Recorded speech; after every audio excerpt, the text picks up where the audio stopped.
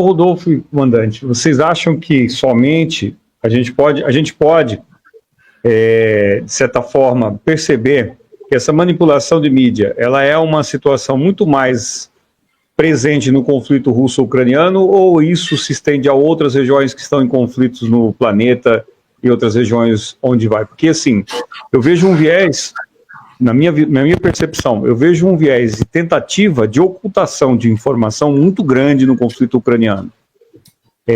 Não tenho a percepção disso em outros locais, embora a mídia trabalha pelo mesmo sentido.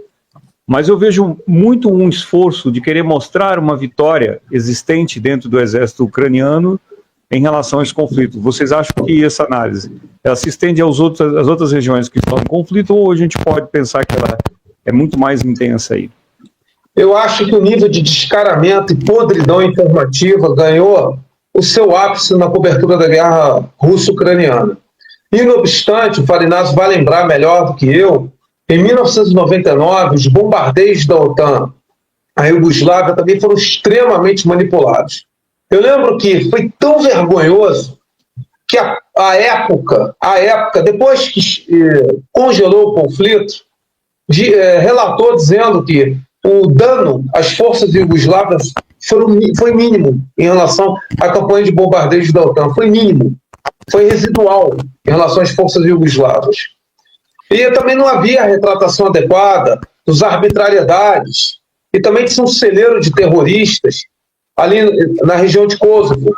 Como o Exército de Libertação de Kosovo era também formado por criminosos, que cometiam sérias arbitrariedades contra comunidades sérvias, e como Metorrija. Também não falavam de como a quantidade de mercenários islâmicos radicais se radicaram na Bósnia, também cometendo massacres contra comunidades sérvias. Então, assim, a guerra dos Balcãs, dos anos 90, também teve forte manipulação midiática. Outra também, eu diria mais por omissão, e também uma certa manipulação também midiática, foi a Segunda Grande Guerra da África, de 1995 a 98, que matou de 5 a 6 milhões de pessoas, em que criou-se uma narrativa de legitimação da intervenção da ONU, que finalmente as forças da ONU iriam exercer tarefas de combate. E houve uma quantidade absurda de abusos, de morte de civis nessas operações, uma manipulação também terrível, e, enfim, depois a mídia parou de cobrir, mas também foi bastante ruim. Agora, eu também tenho que ser justo, na Guerra de Gaza, o Jerusalém Post, o Haaretz, eles fazem análises bastante críticas e realistas em relação aos problemas das FDI. Usei muito como fonte.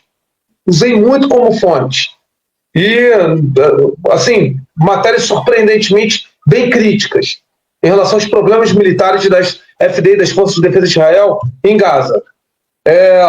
Então, é bastante interessante assim, perceber que a mídia israelense, na cobertura do próprio conflito, embora tenha, claro, um senso patriótico lá, ela é realista em relação aos problemas militares das Forças de Defesa de Israel. Precisa que isso é verdadeiro.